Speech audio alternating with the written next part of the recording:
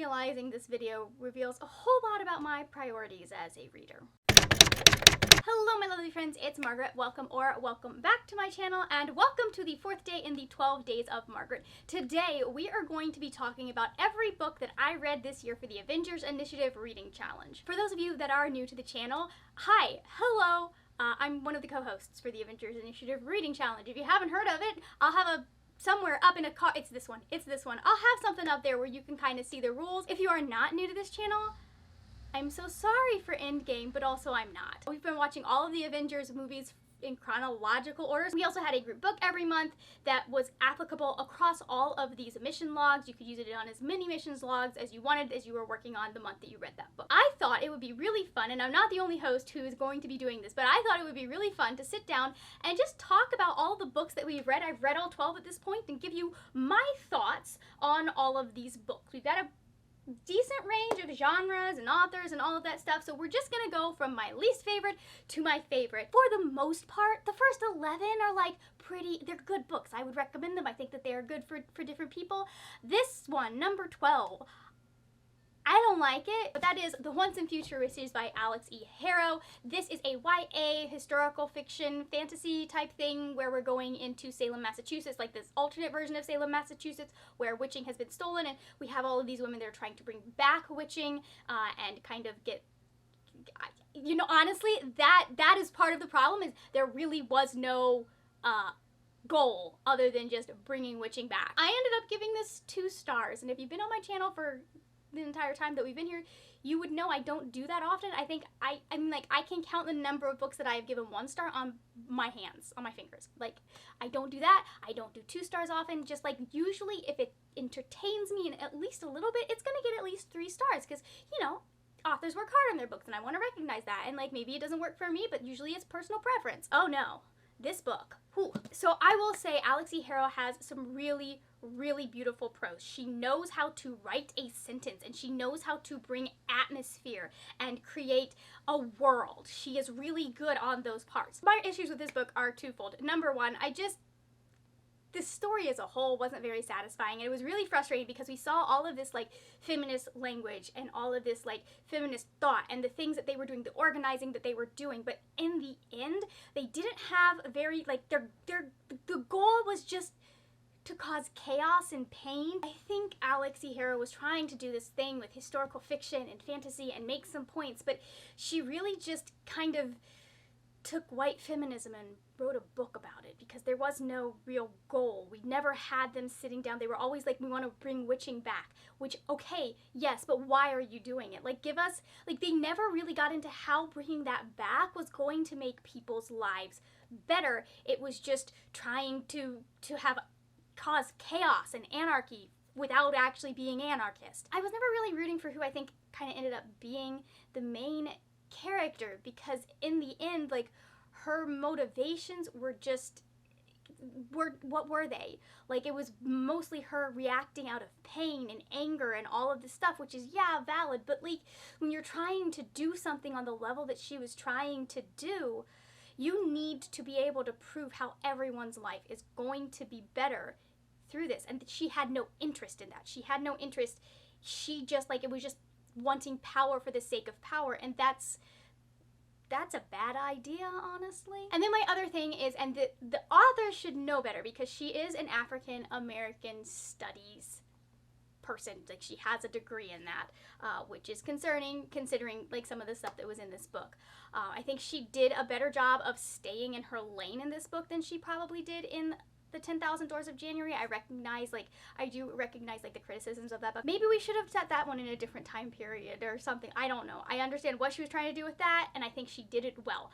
This book, I understand what she was trying to do with it, and I don't think she did it well. We had a few people, we had some mention of indigenous magic, and we had some mention of Black women and the magic that they had.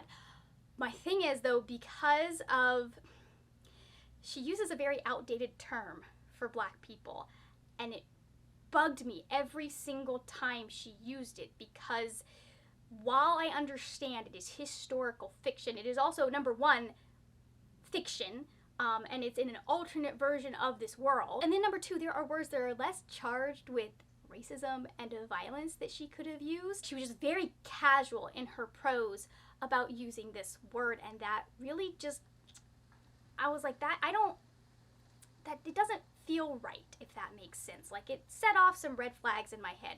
Like, there are definitely places where I'm like, okay, you're not going to be able to get around that, number one, because of the time period, and number two, because it is a term that was in the title of a lot of things. But with a white writer, I do think you have a responsibility to be careful, and maybe the more acceptable terms would not have been the common term in this time period, but they were still terms that were used back then, and I think that it would have been a better choice to use African American or use Black, and have, for the most part, except like in the titles of things and maybe in dialogue with some people, because obviously racists definitely have always existed. That was, yeah, it was not a good reading experience for me, and the only reason that it even got 2 stars is there was a through line with one of the sisters that I really, really enjoyed, had a little bit of a romance, all that stuff. Like, there were a couple of things that I did really enjoy in this book, but for the most part, I was just like, I see what you're trying to do, and you're not doing it well. In place number 11, we have The Things She's Seen by Ezekiel and Amberlynn Koimalina. This is a YA novel by a pair of Aboriginal siblings.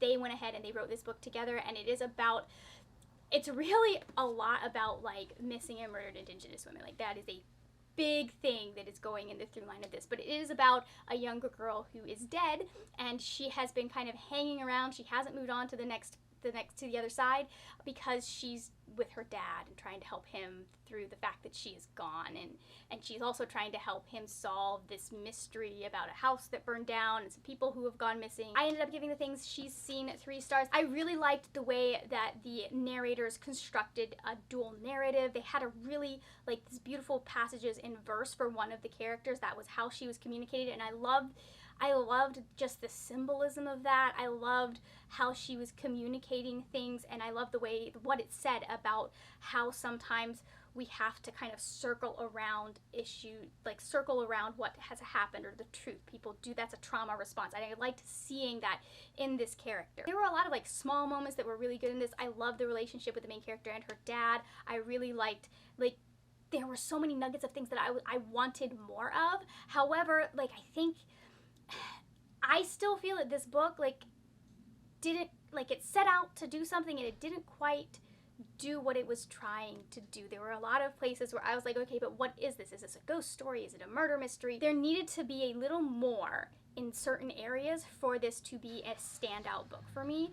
Also, the ending is not how I prefer to have my books end. And I understand, like, if honestly it was an inevitable ending and there was no way that that was how it was gonna have to happen. But at the same time, I was just like, well, this left me real depressed. I'm not enjoying myself anymore. If you enjoy, like, books about death and grief, and you enjoy different concepts of the afterlife, then this may be a book for you. But for me, it just was not.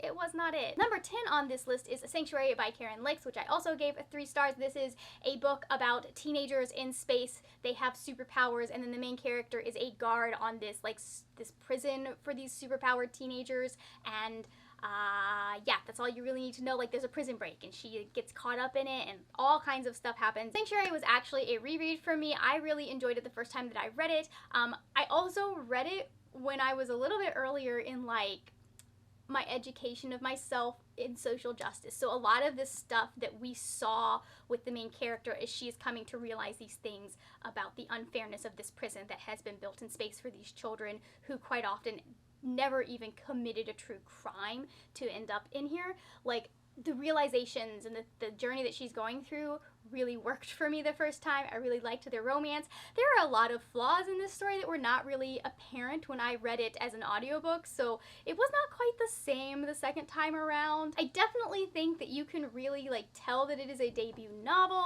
and that the author was working through some things as she was writing this book. Like, it's like she just discovered the prison industrial complex and was like, oh my god, and trying to process all of these feelings through this novel, which I think is valid.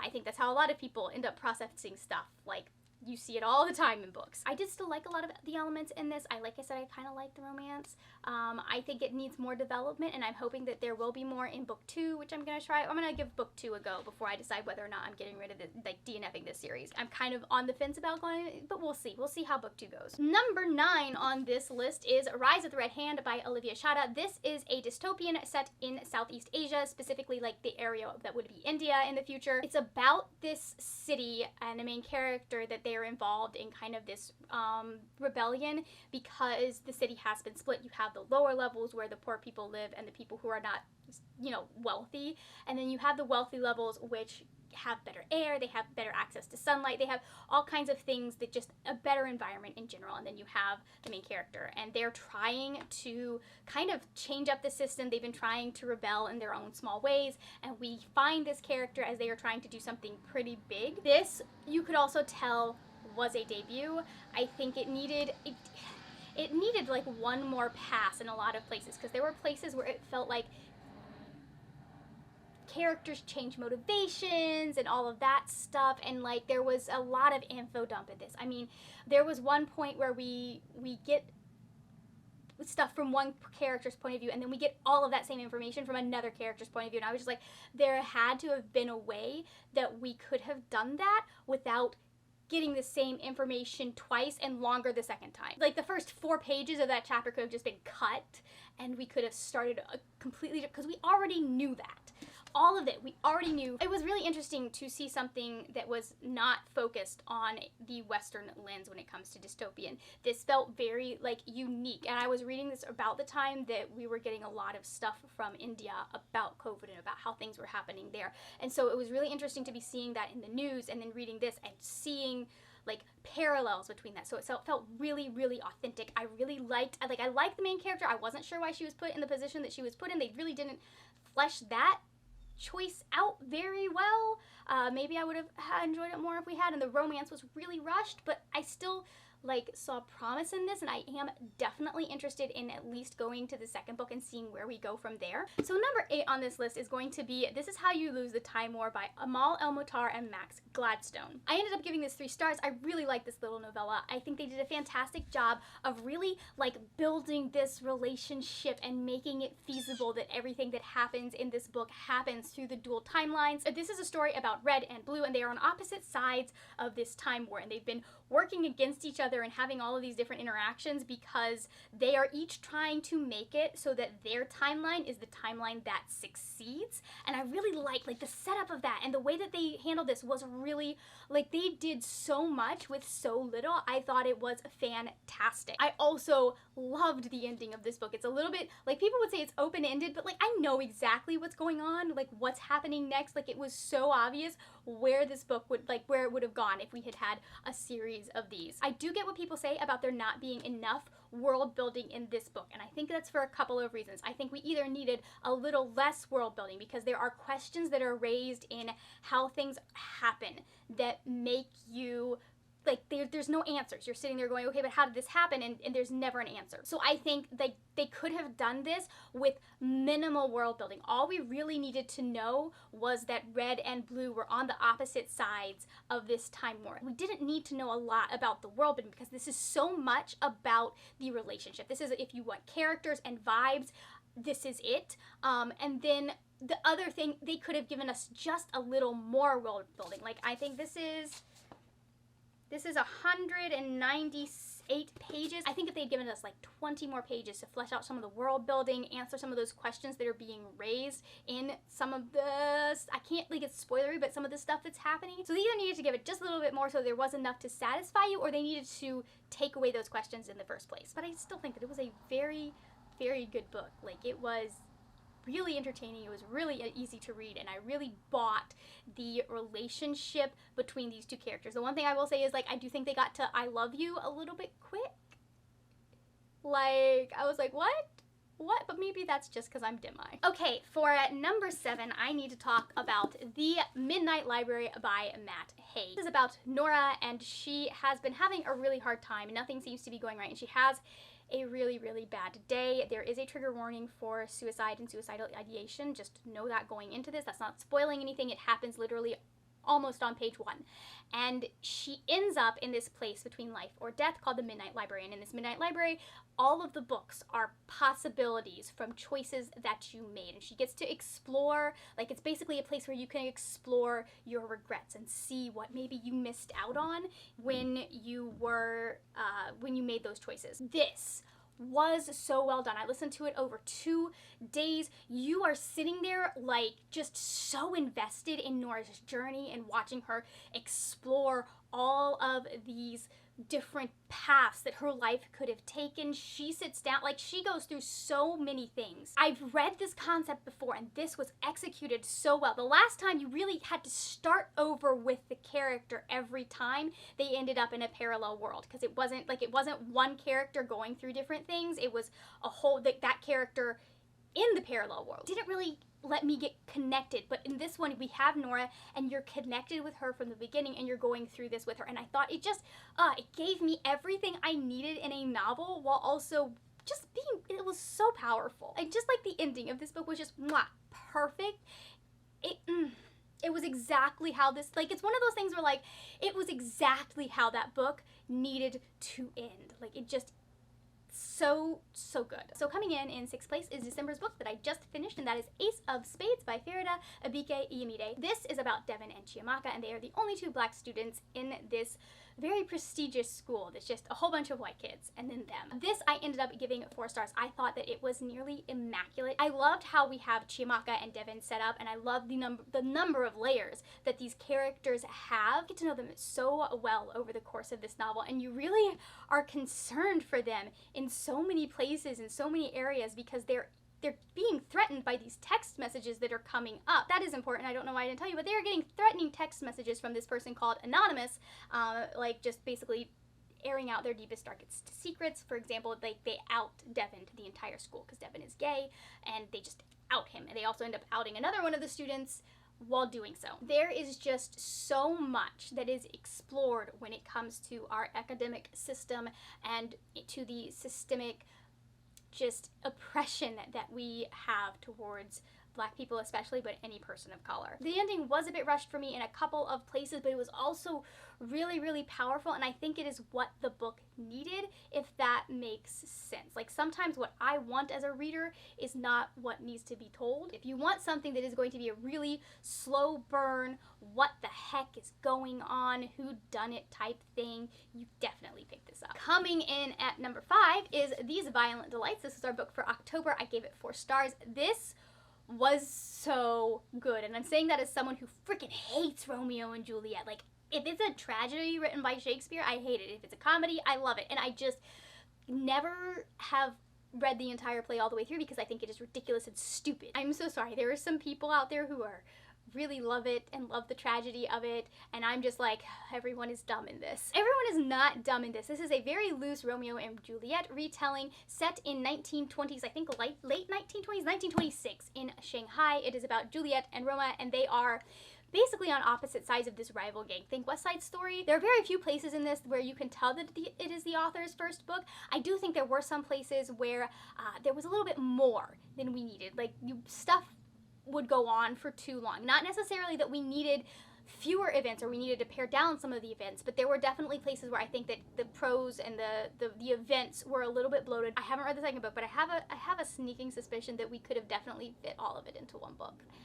Just based on like the amount of stuff that I was like, we really didn't need this. It doesn't contribute really much to the story unless it's going to be something that turns up in the second book. So I don't know. I thought the way the tension between these characters was done was so great. Like, you could tell because they used to be in love and then their parents got involved and like, nope, this isn't happening. And so you could tell that like they were trying so hard not to remember what it had been like when they were in love, and like trying to fight against that attraction that is still there so hard. And it just like, obviously it's Romeo and Juliet, it's not gonna work. The way that the tension was done between them, I also really love. Like, this is part of a central mystery where there are a whole bunch of people just kind of basically losing their mind and tearing out their throats. I will warn you, if you don't like body horror, maybe don't read this book. The pacing was a little wonky, but like the mystery and what was happening, and you were so worried for so many, like there were so many places where I'm just like, oh my god, one of them is gonna get bit. Like just really not. Skin was crawling storytelling for so much of this book, and I was so concerned and worried for these characters. I loved it. These next three, it was really hard to kind of pick what order to rank them in. I sat down and I ranked them in one order, and then I sat down and I looked at it and like, is this right? And I moved some things around, but it was just, these are such good books, and I highly recommend them. They all have gotten 5 stars from me. These are my 5-star reads for the Avengers Initiative Reading Challenge. First, we have Sleigh by Brittany Morris. This is a reread for me, and it was just as good the second time as it was the first time. Real quick, this is about Kiara. She created this online game that is meant to be kind of like a haven for Black kids, so that they can play role-playing games online without having to worry about having racial slurs thrown at them, without having to worry about like racist stuff that is in fantasy, because fantasy has a lot of racist tropes in it, and because we refuse to examine them and excise them from fantasy, they just keep getting perpetuated, even though most of us don't know where they came from at this point, unless you like, long story short, she has this game, and then someone in the real world gets killed, and she is in danger of being outed as the person who started this game. She's been very, very quiet about it. People are getting mad that it's like this very exclusive game that like you have to know someone who has the password to be able to do it. This book is so powerful on so many levels. I think Brittany Morris really does a good job of showing what the experience of being a woman of color, especially a Black woman, on the internet is like. I have watched many, many Black women on my Twitter feed and seen the amount of harassment that they get, and this really gets into Kiara's head as she is dealing, not necessarily with the level of harassment that they are, but a very different kind of just really scary type of harassment. This has such fantastic characters. Her sister, who I did not appreciate enough in the first book, like her sister is the GOAT. Like, at the way the ending plays out is so satisfying. There are a couple of like things in this book that like you think you know what's happening and it's not what's happening, and it was done so well. I am not surprised by books very often. This book surprised me in ways that I did not know was still possible. I did not see any of that coming, and it was one of those things that when I looked back, I should have seen it coming. I should have known, and yet I didn't. I will say the most problematic character in this book, I'm just like reading it the second time going,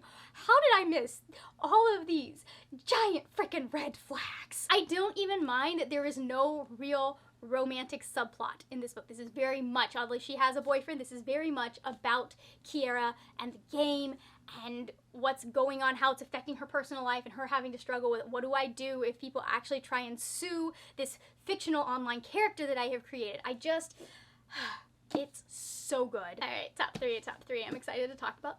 I'm obviously, that's excited. Okay. All right, we're in the top 3. Can you guess yet which one is going to be my favorite this year? The next one that we need to talk about is A Song of Wraith and Ruin by Roseanne Brown. This is about Malik and Karina. There's a lot of stuff, but basically what ends up happening is Malik ends up in this position where he needs to assassinate Karina, who is a princess, and she's in this position where she needs to make sure that this festival that they are doing, this kind of ritual they're doing in her city, goes off without a hitch. And so he ends up entering in this competition that is connected to this festival, and she is like, they end up having to work together and do some stuff, but he also knows that he needs to kill her, and she's having to figure out, like, I have to choose a king because she's trying to bring her mother back, and it requires the heart of a king, and yes.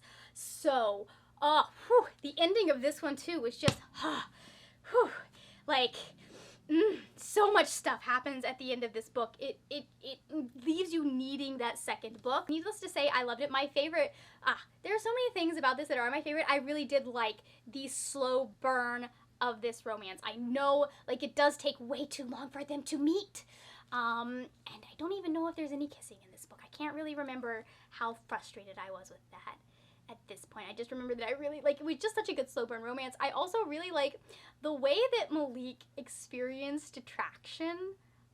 I really liked, because it felt very familiar, I guess, like, I don't think they have said he is Demi, but I would not be surprised if he was, because it felt that way. I really did, once we started having these interactions between them, especially once they both knew who the other person was and knew that they were going to have to kill the other person, and all of this stuff. I was like, just like the tension between them and the back and forth, and then them having to work together, but also knowing that they're gonna have to work against each other, but the other person not knowing that they're working. It's just so good. We also had some really great like world building and this whole like the festival and the magic system I really enjoyed. And there is so much, there is like, I can't talk about it, but there's just so much in the world building that you can see where it came from. You can see what the author is trying to say with it. Like all of this world building, it just like felt so real and like it had a purpose, and I really enjoyed it. It left me really wanting book 2, and so that is why it is this high up. Also, like, it had a good romance, which I absolutely need. Okay, book number 2. This arguably is actually probably the best of the books that we read in this year, but it is not my personal favorite, and that is Firekeeper's Daughter by Angeline Boulet. This is about Donis. So she's Anishinaabe, and she was raised by a white mother, but she is also very connected to her father's community, and when this community kind of gets involved in an investigation of this really like potent brand of meth, she ends up getting caught in this investigation because she not only knows about Anishinaabe traditional medicine, she also knows about a lot about modern medicine and modern chemistry and that kind of stuff. She's very, very smart. And she ends up getting drawn into this investigation, and stuff happens, and it is so... This book was so good. I, like, easily one of the most impactful books that we read in this year. There was a lot that happened here that made me mad, and yet every single thing that happened, the author had a purpose for. They were talking, they were showing you something about the world that Indigenous women have to operate in. Again, this one is heavily invested in like exposing the idea of missing and murdered Indigenous women. If you don't know, a lot of Indigenous women go missing or get murdered, and there is a high rate of women, and then very little is cared about their deaths. We don't hear about a lot of them most of the time. Families have to really fight to get answers, or to get law enforcement to actually like look into their disappearances and look into it like seriously. This is so well written. It is a debut, and you cannot tell that it is a debut. Like, my 2 favorite books are both debut books, and you can't tell it, okay? There was not a single dull moment in this book. The entire time you were sitting there like questioning things and trying to put together puzzle pieces and like walking through this fact-finding mission with Donis, trying to figure out, number 1, how are they making this meth, and number 2, who is behind it. It was so good, and if you have not checked this out, I will say there are definitely trigger warnings. Go watch my November wrap-up if you are interested in those, but yeah, it is so good. Please, please. I'm sure y'all already know the book that I am going to hold up for the number 1 spot, because it is the only one I haven't talked about yet, but that is Legendborn by Tracy Deonn.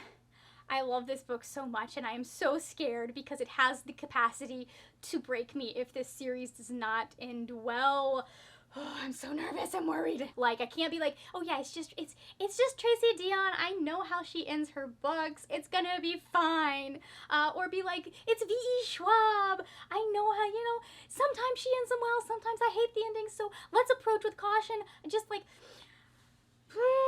I'm so nervous. I have not been able to stop thinking about it since January. I'm not even sure there is a book that I have liked more than this since January. This is about, by the way, Bree, and she ends up drawn into this secret society based on like Arthur and the Knights of the Round Table, where they each like basically it's magic has been passed down the lines to each of the descendants of Arthur and his like however many knights. I want to say it was 12, but I'm not entirely sure. So she gets drawn into the secret society while she's doing like an early admission to college. Like, she starts college at 16 because number 1, she's trying to get away from the fact that her mother has just died, and like she needs to be somewhere that's not where she grew up and where she's being confronted with memories of her mom. I really love the magic system. I can't get too into it because I think some of it is actually a spoiler, but I liked the way it was set up, and like there are various aspects of magic in this, and I liked seeing all of them. Also, just the ending. I have not had a ending rock me like that in so long. And I like it's one of those where like I guessed it. I was like, this might be what's happening, possibly, and like, but it's probably not. I'm probably not right. It's probably one of these other, and then it was, and I was like, oh my god, this can't get any better. I cannot wait for book 2. I cannot wait. I have been holding these up instead of putting them here. That's why my back hurts so much. I understand this now. Hold on. Can you see it well? Can you see it well? I am so excited for the second book that is coming next year, I think in November, and I'm just like, this is gonna be so good. I don't know. I don't have a ship. I have a ship, but I have, like, there are more than one. Like, the shipping in this could go a couple of ways for me, and I'm okay with either way. Yeah, I'm still not over it.